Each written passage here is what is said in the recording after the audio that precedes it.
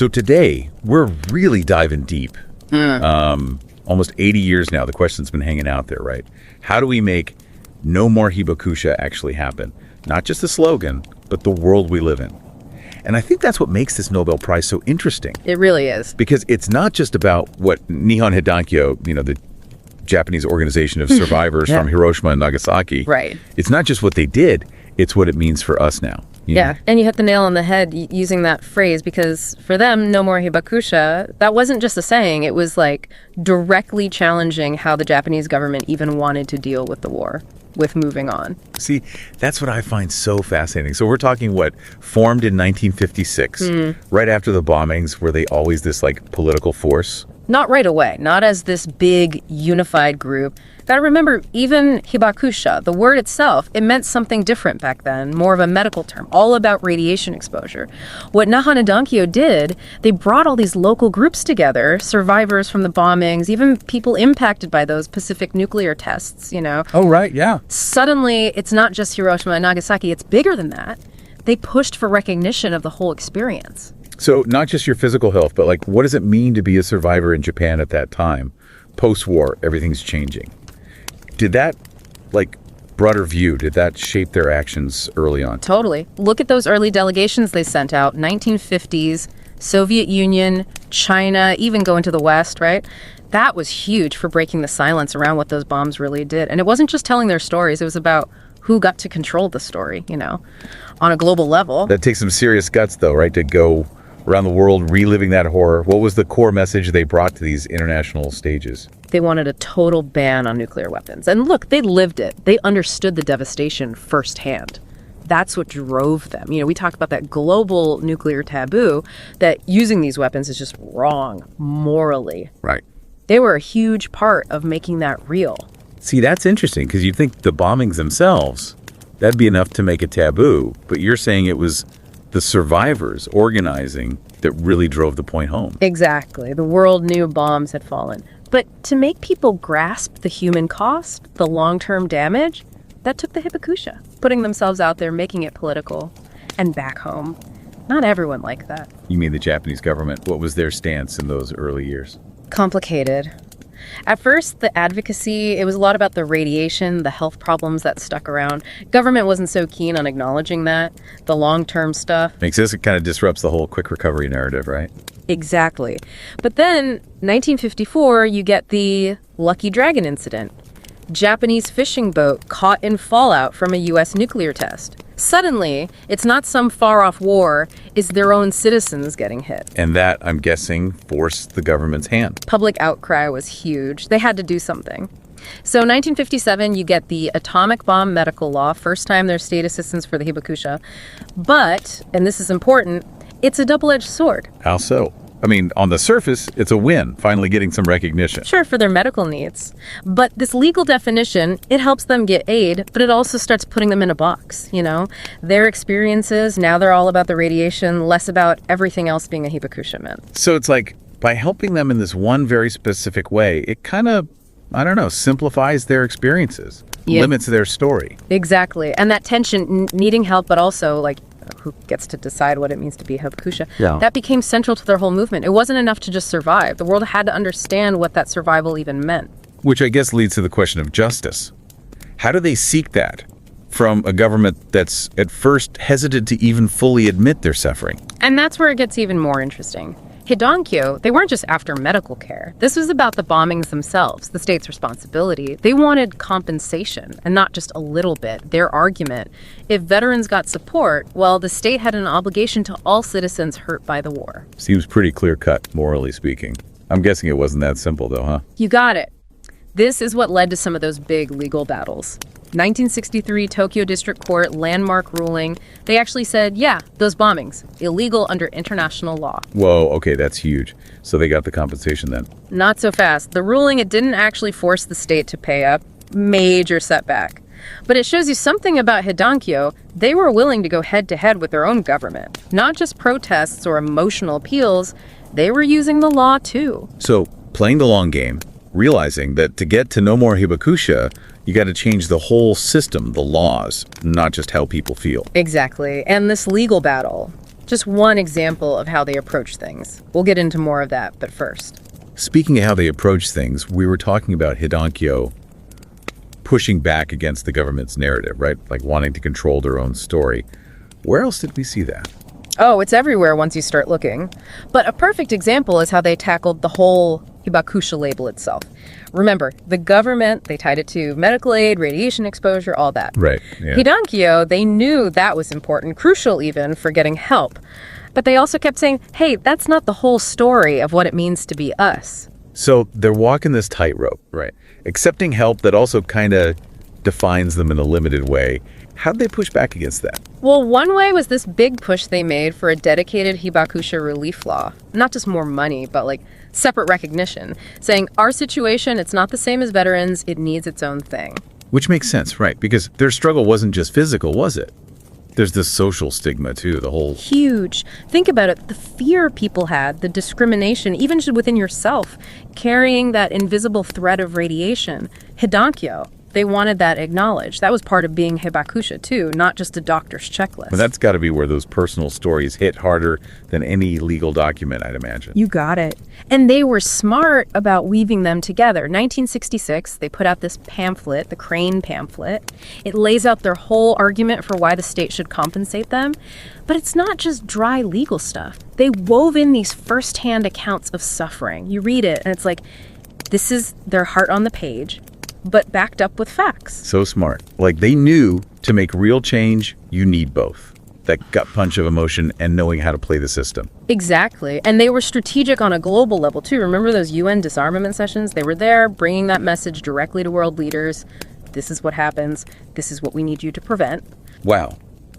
Taking no more Hibakusha worldwide. Did that message land differently with international audiences than back home? That's the thing, isn't it? At home, they're dealing with a government that just wants to rebuild, move on. But on that world stage, this is the Cold War. Everyone's terrified of nuclear war. Suddenly their story isn't just Japan's past, it's everyone's potential future. It's like they became, I don't know, the voice of humanity's conscience. Standing there saying, this is what happens if you mess up. And speaking of impact, we got to talk about this Nobel Prize. It's not just good job, right? It puts them in a whole different category. No question. It recognizes what they've done, but it also puts their message right back in the spotlight. And at a time when, well, sadly, those nuclear threats, they're creeping back up. Like a reminder that no more Hibakusha isn't some guarantee, it's a fight that never ends. It's almost like their fight, which was so specific, Hiroshima and Nagasaki, it's become universal again, and in a tragic way. And that makes their internal disagreements even more interesting, doesn't it? Because even with a movement this dedicated, there's always going to be, like, nuances in how you approach things. Oh, for sure. We've been focusing on Hidankyo, right. But there's this other group that emerged, the City Federation of A-bomb Sufferers in Hiroshima. In 1961, they formed. Same goal, helping survivors, but different methods. Okay, so both want to help, but not seeing eye to eye on the how. What were the sticking points? City Federation, they were much more about immediate needs, financial aid, medical benefits, that kind of thing. Less concerned with the broader political goals that Hidankyo had, like the total ban on nuclear weapons. So pragmatism versus, like, holding out for the ideal. In a way, yeah. They looked at Japan's war redress policies, what they were already doing for veterans, and said, hey, A-bomb survivors deserve that same level of support. And it worked, to an extent. They got some aid increased, but it also played right into the government's hands, this whole categorizing, controlling the narrative, exactly what Hidankyo was fighting against. So for Hidankyo, accepting that framework, even if it meant more help right now, it risked undermining their bigger goal, right? Yeah. Changing how the world saw nuclear weapons, what it even meant to be a Hibakusha. Exactly. It wasn't just some theoretical debate either. Within Hidankyo, some people worried that getting too focused on money, it dilute their moral authority on the world stage. Like, they're just looking for handouts, not real change. It's that tension so many movements face, right? Do you work within the system for small wins now or hold out, even if it's harder, longer? Really shows the complexity of what they were dealing with. And how well they understood power. It wasn't just the government, it was societal attitudes deep down. Remember, Japan's trying to move on from the war, this whole we're back narrative. And the Hibakusha, with their suffering, their demands, kind of messed with that tidy story. 100%. Their existence was a constant reminder, like, hey, about that war. They were up against more than just physical scars, there were societal ones. Discrimination, people afraid of them, not wanting to admit what really happened. It's like to be heard at all, they had to keep picking at this wound everyone else wanted to heal. Speaking of which, wasn't there also the issue of the government downplaying the long-term effects of the radiation? Absolutely. I mean, yeah, the atomic bomb medical law, it helped some, but at the same time, the government was saying, oh, the effects of the radiation, not that bad, not long-term anyway. And it wasn't just about the immediate injuries. We're talking increased cancer risks, the impact on their kids, their grandkids, this invisible threat hanging over them. God, that's chilling to think about. The very thing that's supposed to help is also being used to silence them. And that's where this idea of bearing witness, which Hidankyo clung to, it becomes even more crucial. They knew their experiences, they held this weight, this moral weight. Their stories had the power to blow apart those official narratives and wake people up like, this is the real cost of nuclear war. And it wasn't just about their own suffering either, was it? They actively collected stories from other Hibakusha. Exactly. They understood it's like building this collective memory, a living archive, so these voices couldn't be silenced, couldn't be forgotten. And it wasn't just about the past. It was about giving future generations the tools to carry that fight for a world without these weapons. It's interesting, though, right? We talked about that Lucky Dragon incident, how it really got public opinion fired up in Japan. Why didn't the bombings themselves do that? You'd think that would be the turning point. It's complicated. Part of it goes back to that whole controlling the narrative thing. After the war, Japan's under Allied occupation, right? Yeah. Censorship everywhere. So a deliberate effort to keep a lid on what really happened in Hiroshima and Nagasaki. To a degree, yeah. The U.S., they dropped the bombs. They weren't exactly eager for open discussions about just how bad it was. And the Japanese government, they're trying to rebuild. Dwelling on the past, not exactly helpful for that. So you get this perfect storm where silence can just creep in, bury the truth of what happened. And then on top of that, the Cold War kicks off. Nuclear weapons, as horrific as they are, they become these symbols of power. Suddenly, there's a reason to downplay the human cost and focus on strategy, deterrence, all that. Which is what makes Hidankyo even more incredible. They're not just fighting these physical societal obstacles. They're up against this whole global machine that's found a way to rationalize the unthinkable. Exactly. And it's not just what they fought, but how they did it. They understood that their personal stories, they had to connect to something bigger, a critique of war itself. It wasn't just no nukes. It was the systems that led us here. They're broken too. So their message, it had this layered effect, right? Specific to their experience, but also universal. A condemnation of war, of us becoming less than human, of all the things that make these horrors possible in the first place. Right. And that's why I think they resonated with peace movements all over the world. They weren't just victims. They became these symbols of peace. Their very existence was an argument for another way. It's fascinating, though, because they were also so strategic. It wasn't just about emotion. They really understood how to play the game, how to use different tactics to get what they needed. Masters of it. Blending that raw emotional power with really savvy maneuvering behind the scenes. We've talked about the UN, the legal stuff, that Crane pamphlet. Anything else that shows this in action? The media, they were brilliant with it. Press conferences, writing articles, pamphlets, doing documentaries. They wanted to reach everyone. They knew that to make real change, you can't just preach to the choir. You got to get through to the everyday person, shift public opinion. And they're doing all of this while dealing with the trauma, the health problems, the discrimination. That's the thing. They were incredibly open about all of that. The struggles of living with radiation, the physical stuff, the emotional toll, being ostracized. But they never let it define them. It's incredible. Like they took the absolute worst humanity could throw at them and, I don't know, made it into something good, something that could change things. It's inspiring. It really is. Their story reminds you, even when things are that bad, the human spirit, it finds a way, not just to survive, but to make things better. And it makes me think about something else we touched on earlier, the generational trauma. Yeah. Not just what happened to them, but the fear that it could impact their kids, their grandkids. How do they deal with that?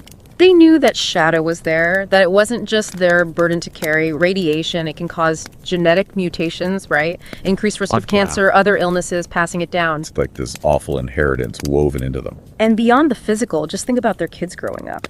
That fear, knowing the world could just end like that. So they weren't just fighting for themselves. It was for their kids, their grandkids, a future where that fear didn't have to exist. Did they do anything specific to address that? One of the most powerful things, they talked about it openly.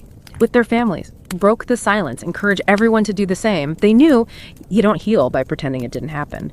And they pushed for more support for the children of survivors, medical monitoring, mental health help. A reminder that the true legacy of something like this, it's not just the initial boom, it's those ripples that keep going. Exactly. And Hidankyo, by focusing on that, it shows how important it is to talk about this stuff between generations. Sharing those stories, facing the hard truths, that's how you heal. That's how you make a better future. And it seems like so much of their advocacy, it all comes back to that idea of bearing witness, right? Not just to the bombings, but to what they meant. You got it. They knew their stories had power. That by speaking up, even about the most painful things, they might prevent it from happening again. It was like this duty they felt. We saw this, now you have to hear it. Just incredible courage to relive that, make themselves vulnerable like that, all for this greater purpose. Absolutely. And they didn't shy away from the hard parts. The suffering, the loss, the sheer scale of the destruction.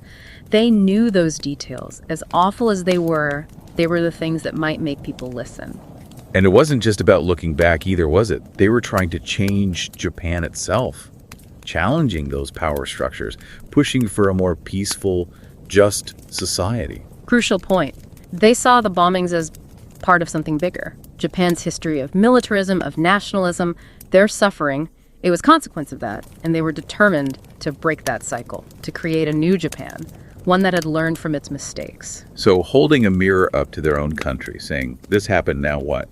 Did that cause pushback? I mean, challenging the status quo like that? Oh, absolutely. Not just the government. There were people who thought that Hibakusha, they were getting special treatment, that their suffering was more important than, say, what soldiers went through. So this competition for recognition, even though both groups had experienced the horrors of war. Exactly. And it played out everywhere. Different groups fighting for a pension, for resources.